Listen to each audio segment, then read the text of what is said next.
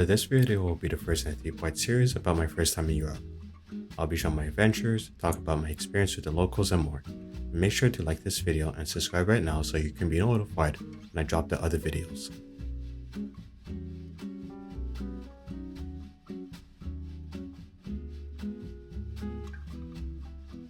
Waking up to the sounds of the street trams moving on a warm summer morning is such a pleasant feeling, and I was excited to explore the city.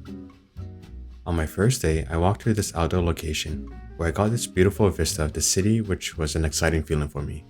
You see, in southern Ontario, where I'm from, the land is very flat for hundreds of kilometers in all directions, but a city like Lisbon is actually hilly. At this location, you can see so much activity going on, and it may make my mind wander about who these people are, what their story is, hopes, dreams, and so much more.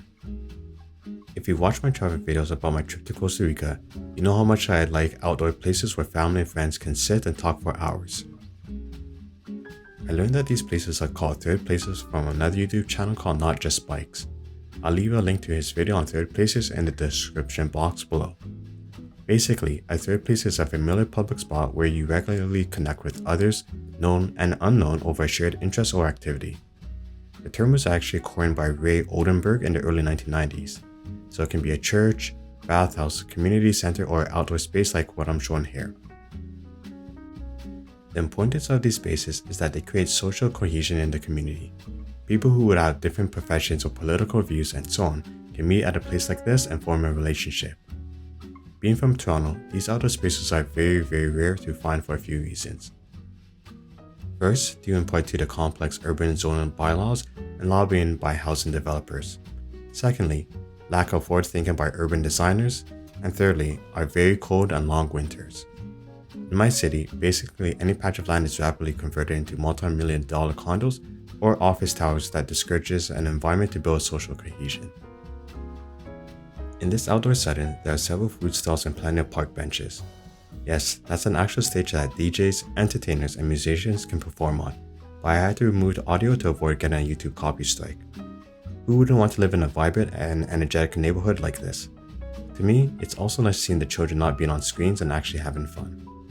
Life is about making in-person connections, not fake likes and retweets. Europe has been called the Old World, and it's a reference to its very long, complex, and vibrant history. Seeing this monument is so cool to me due to the intricacy done by the sculptures, and as I travel, I begin to understand the power of public art. First, it reflects the community and its surroundings, working to cultivate a cultural identity by setting a community apart and attracting people to its uniqueness. Secondly, these artworks help express the community's values and create an elevated sense of awareness for community members and visitors.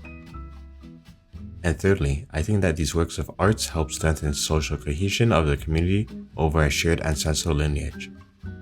Whenever I visit a new city, I try to do walking tours to get a sense of the historical events, culinary dishes, and personality of the locals.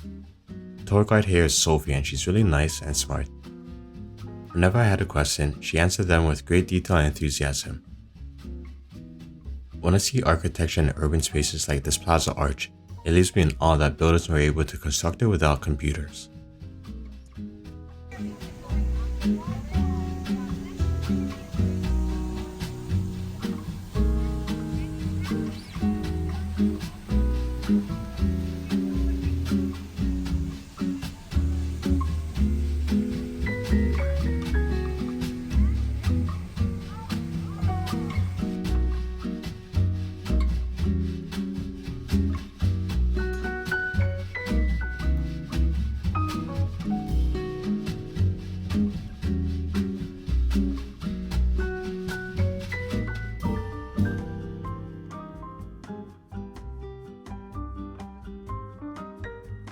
At this location, Sophie led the group to the rail station with wide panoramic views of Lisbon, and when you go upstairs in the far distance, you can see there's an old military fort called São Jorge Castle.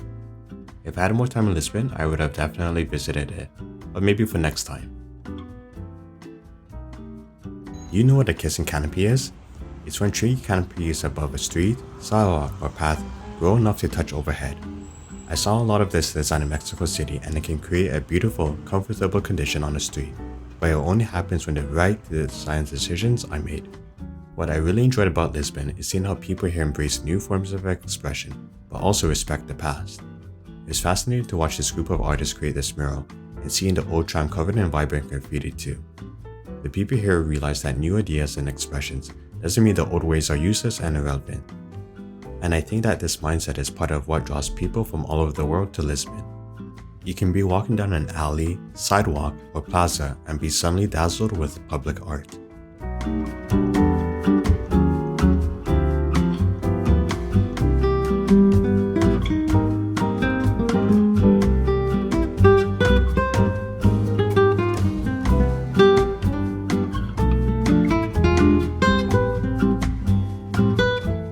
Something to note, the sidewalks are narrow and you can be easily clipped by a moving vehicle, so do your best to be alert and stay close to the walls as much as possible. This is the famous Pink Street in Lisbon that you've probably seen all over TikTok and Instagram. It's Lisbon's hottest destination at night and has often been used as an open-air art gallery. So what is the nightlife in Lisbon like? Unforgettable.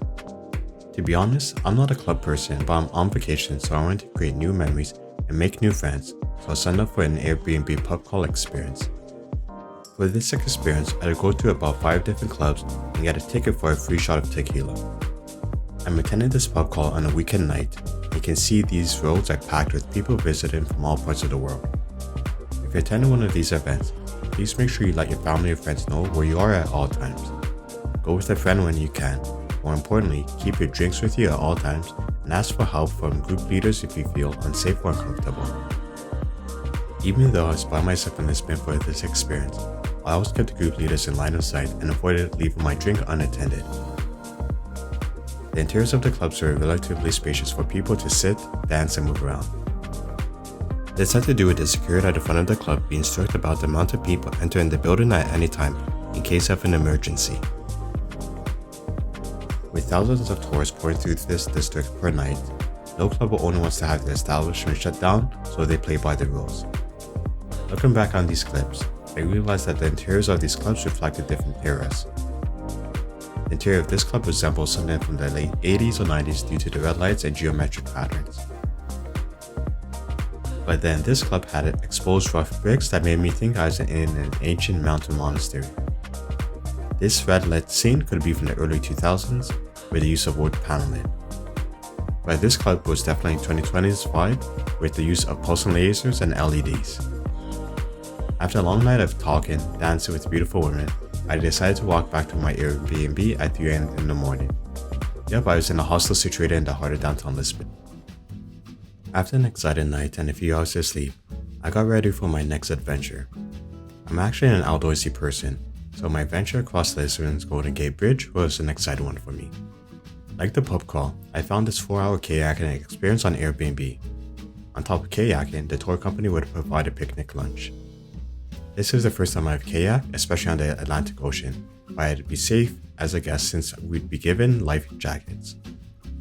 This beach location is beautiful, but also has recently discovered ancient historical sites.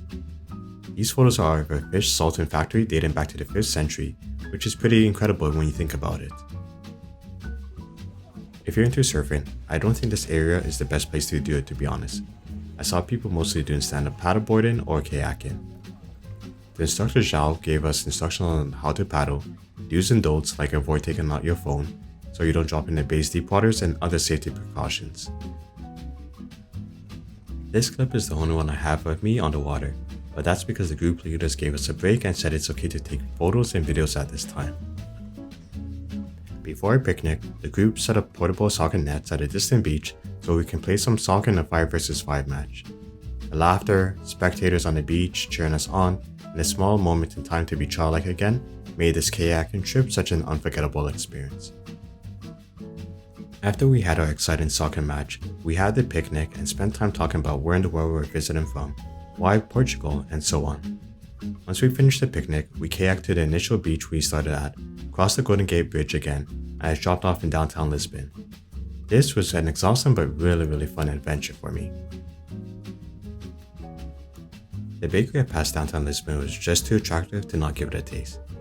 A lot of the food here is freshly made, thus tasting really good. I got the freshly baked tart, the ananas, and other treats for my family. Remember how I said Lisbon is hilly? This is a viewpoint from Monte Agudo, which has a small bar at the top. It's a very chill spot to relax at, have a couple of glasses of wine or beer with a date or friends, and to watch the sunset. Now, my favorite part when it comes to visiting year-round warm countries, surfing. Like the other adventures, I found the surfing experience on Airbnb, and also like meeting new people from around the world. For example, I met this couple from Italy and a Latino from Mexico doing a study abroad program in Europe. The program is called Erasmus. For this experience, the group leaders provided us with wetsuits and these bright yellow tops for visibility in the water. Getting back on the board, my muscle memories kicked in from my time surfing in Costa Rica, so I spent more time successfully reaching the beach than falling in the ocean water. Even the other guests with me commented on my skill. Practice makes perfect, right? After 2 or 3 hours of surfing, I shot off the salt, seaweed, and sand and headed across the Golden Gate Bridge with the Italian couple, the Mexicana, so we can all get pizza and ice cream since we were starved. The surfing experience really created a good bond between all of us, so much so that the Italian couple paid for all our food just out of the kindness of their heart. I was truly touched by their kindness, and if I'm in Italy, I will definitely reconnect with them and repay their kindness. After my quick lunch, I took an Uber to the airport for the next part of my EuroTrip to Madrid, Spain. Make sure to subscribe to see the rest of my travels and like this video if you found it helpful.